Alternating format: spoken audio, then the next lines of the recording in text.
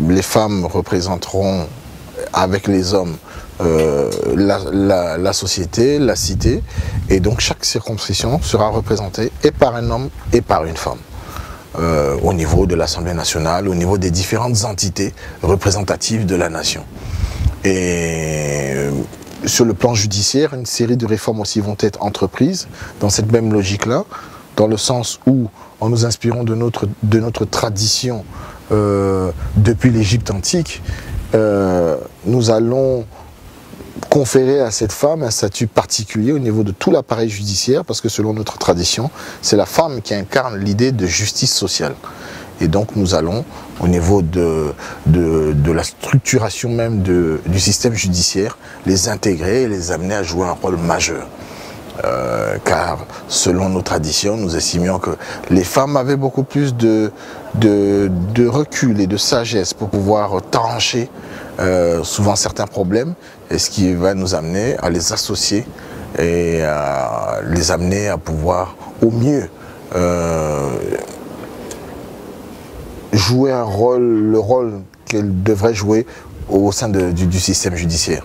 Donc cela impliquera une série de réformes de l'appareil judiciaire, mais on pourra après, je veux dire, approfondir la question. Maintenant, toujours sur le plan politique, d'autres dispositions seront prises afin de pouvoir former politiquement les femmes, les initier à la chose politique. Des dispositions seront prises au niveau de l'appareil éducatif pour pouvoir au mieux encadrer les femmes, ainsi qu'au niveau des structures politiques elles-mêmes, des dispositions seront prises pour pouvoir encadrer les femmes, pour qu'elles puissent au mieux appréhender la chose politique et la gestion de la chose politique. Très bien. Et d'un point de vue économique, les deux sont liés, hein, oui. Intimement liés. Intimement. Alors sur le plan économique,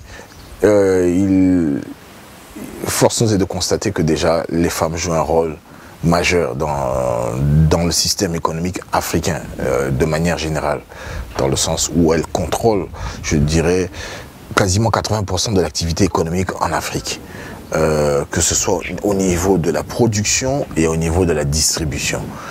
Partant de ce principe-là, il va falloir l'aider, la conforter dans cette position. Pourquoi? Parce qu'aujourd'hui, cette position n'est pas du tout soutenue, on n'en tient pas compte. Elle joue certes ce rôle important, voire majeur au niveau du système économique, de par sa force de travail, comme je disais, de par sa force par sa créativité, son courage, le courage dont elles font preuve en travaillant, mais durement. Parce que les conditions de travail en Afrique actuellement sont extrêmement dures. Je vous suggère d'aller, je dirais, bêcher la terre ou d'aller travailler dans un champ en Afrique, et vous verrez que les conditions sont vraiment difficiles, même dans les zones les plus fertiles qui soient. Si ce n'est pas l'aridité du sol, ce sera effectivement l'hostilité d'environnement entre les serpents et le reste.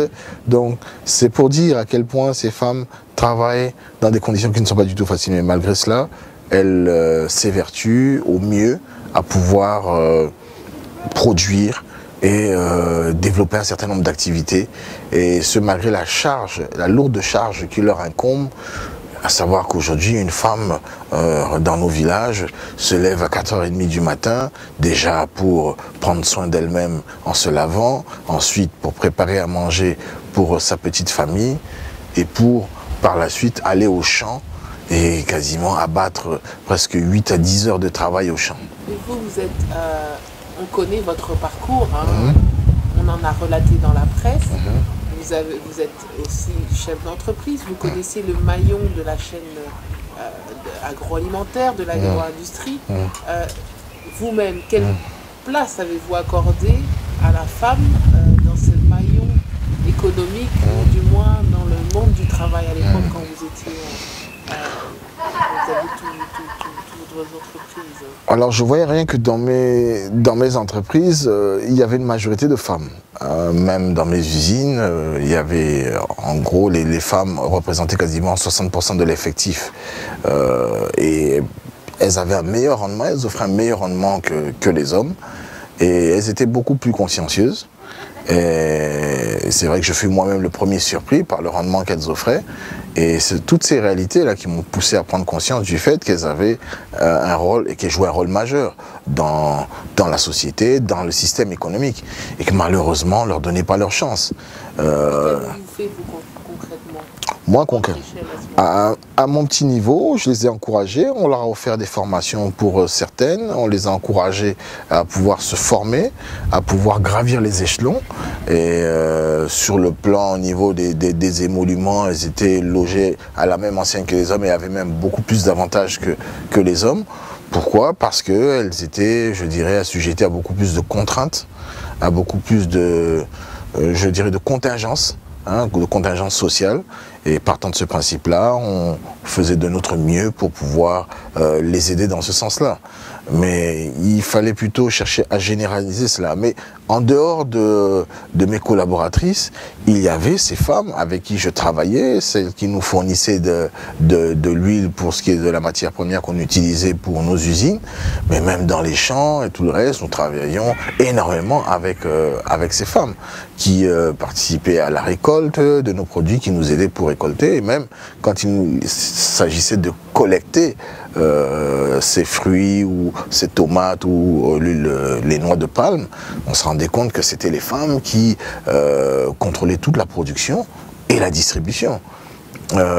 Et qui, que ce soit à l'intérieur du pays, même ces commerçants qui allaient à l'intérieur et qui revenaient pour vendre ces produits, c'était toujours des femmes qui prenaient sur elles, s'investissaient dans ce domaine-là, prenaient des risques, mais des risques inimaginables pour pouvoir nourrir leur famille tout simplement, subvenir à leurs besoins. Pendant que l'homme restait à la maison et puis allait prendre la péquée tranquillement l'après-midi, mais ceci, je dirais, soutenu par sa femme dans cette démarche. Et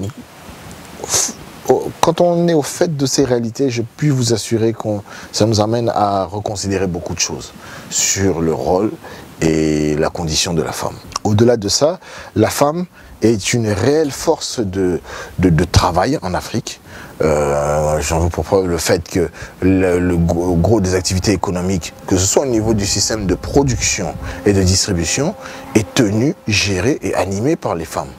De même qu'à d'autres niveaux, les femmes jouent un rôle central au niveau du système éducatif, celles qui éduquent les enfants, qui transmettent les valeurs. Et ça, c'est dans la tradition originale et originelle africaine, les femmes ont toujours joué ce rôle-là au niveau du système. Vous voulez vraiment la mettre au cœur de l'exécutif, au cœur du législatif, au cœur des organes décisionnels de l'État. Tout à fait, parce que nous partons du principe que cette femme qui est une force de travail, une force d'intelligence, une force de création, forte de sa créativité naturelle, et aussi une force intuitive en elle-même. Cette force-là, se priver de cela, ce serait une erreur selon nous. Beaucoup de civilisations ont commis cette erreur, à nous de ne pas la commettre. Et ce serait effectivement ce qui nous distinguerait de toutes les autres civilisations, et ce serait notre véritable atout. Et aujourd'hui, conscients de cela, nous comptons et nous allons associer et nous associons les femmes à cette logique de changement qui nous amène à embrasser une certaine ambition pour l'Afrique, et avec nos mamans, avec nos femmes, avec nos sœurs, nous irons encore beaucoup plus vite que les autres. C'est un appel à une mobilisation de toutes les femmes. C'est un appel à une mobilisation de toutes les femmes d'Afrique et du monde pour justement prendre conscience du fait que nous avons tous notre contribution sur des bases égalitaires à apporter pour le bien-être de l'humanité et des hommes de manière générale. Que ce soit les femmes, les hommes et les gens de diverses origines, on a tous notre modeste contribution à apporter. Et en Afrique particulièrement, les femmes ont beaucoup à apporter. Et en cela, nous les associons et nous tenons à ce qu'elles puissent participer, sans pour autant qu'elles fassent de la figuration ou quoi que ce soit. Non, elles seront activement partie prenante à cette logique de changement, forte de leur force de travail, force d'intelligence surtout, force de création, de par leur créativité et leur force intuitive. Mais ceci étant, sur le plan économique, toutes ces femmes méritent d'être soutenues parce que c'est les plus dynamiques. parce que c'est celles qui s'investissent le plus dans l'activité économique. Comme je disais, c'est une force de travail, une force de création, une force de proposition. Et partant de ce principe-là, il serait, je dirais, il serait judicieux de les soutenir dans ce sens-là. Il est vrai que partout ailleurs, on les marginalise un peu, on ne les associe pas réellement au développement économique. Pour nous, moi, je pense que ce serait réellement notre atout que de les associer significativement au changement radical de la condition du peuple, au développement économique de l'Afrique et de la République centrafricaine, en leur donnant les moyens de pouvoir réaliser leurs projets, de pouvoir réaliser leurs ambitions sur le plan économique, parce qu'elles ont beaucoup de projets, elles ont beaucoup d'ambitions. Et pardon, c'est tout ce génie féminin là qu'il faut libérer. Mais pour le libérer, il faut le financer. Je vois effectivement le courage dont elles font preuve, l'ingéniosité dont elles font preuve pour pouvoir mobiliser un peu d'argent, monter un petit commerce et prospérer. Mais ces femmes-là ont besoin de disposer d'un peu plus d'outils pour pouvoir au mieux s'épanouir en termes de formation. Tout à fait, c'est pour ça que nous disons ceci. Il est question de les encadrer, de les former. Mais il faut d'abord aller traiter le problème au niveau de la racine, au niveau du système scolaire. Dès le bas âge, il va falloir former, encadrer ces femmes. Quand vous avez un système éducatif où il n'y a que 25% des filles qui ont accès au système scolaire et tout le reste, il y a un travail fondamental à faire. Il y a des dispositions incitatives qui vont nous amener à inciter les parents d'élèves à amener leurs jeunes filles à l'école pour qu'elles puissent se faire former, pour qu'elles puissent apprendre à lire, à écrire et à se former tout simplement. Et arriver, je dirais, le plus loin possible en termes de formation académique. Maintenant, à partir de là, cette nouvelle femme africaine aussi sera soutenue dans ses projets, quel que soit son niveau, quelles que soient ses ambitions.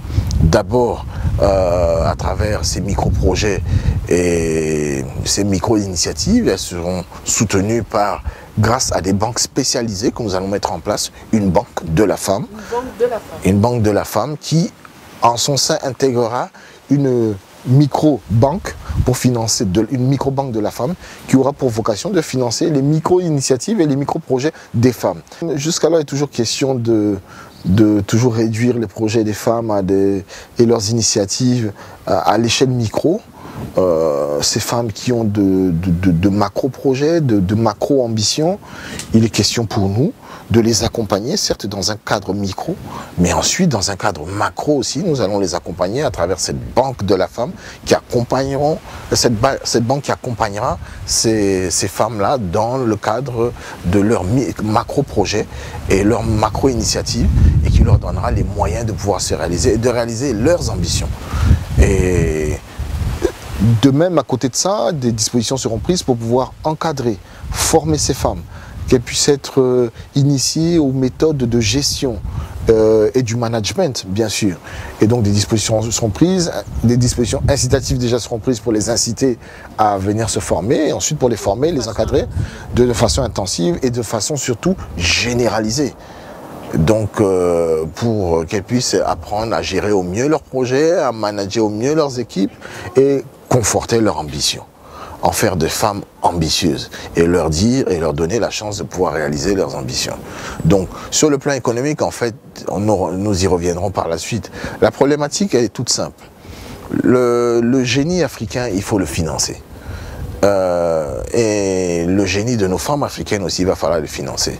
Et on ne le finance pas à partir de rien, ça ne se fait pas ex nihilo, non. Ça se finance à partir des banques. Dans une société moderne digne de ce nom, les gens n'ont pas à aller chercher des financements dans la famille ou non, ça c'est du bricolage.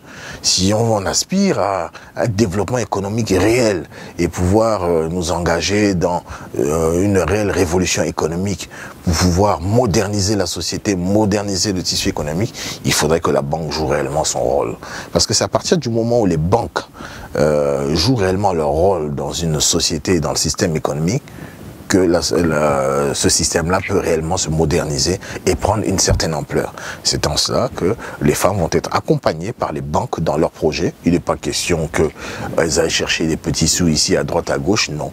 Des banques spécialisées seront là pour les accompagner. Alors la contrainte aussi, c'est... Qu'est-ce que vous entendez par spécialisé? Alors, aujourd'hui, ce qu'on entend par banque spécialisée, c'est un peu un terme consacré dans ce métier bancaire, c'est-à-dire une banque qui sera dédiée au financement des projets des femmes.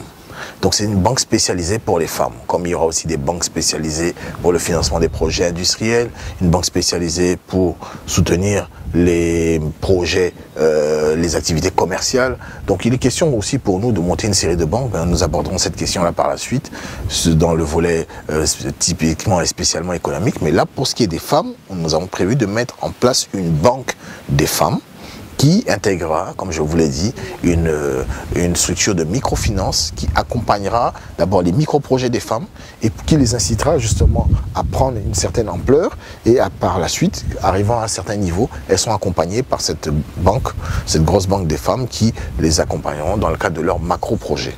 Bien sûr, il y a toute une vision derrière ça, il y a toute une politique, une série de réformes pour pouvoir permettre au système bancaire d'être accessible à toutes ces femmes-là. Donc il va falloir développer le réseau dans les plus petits villages.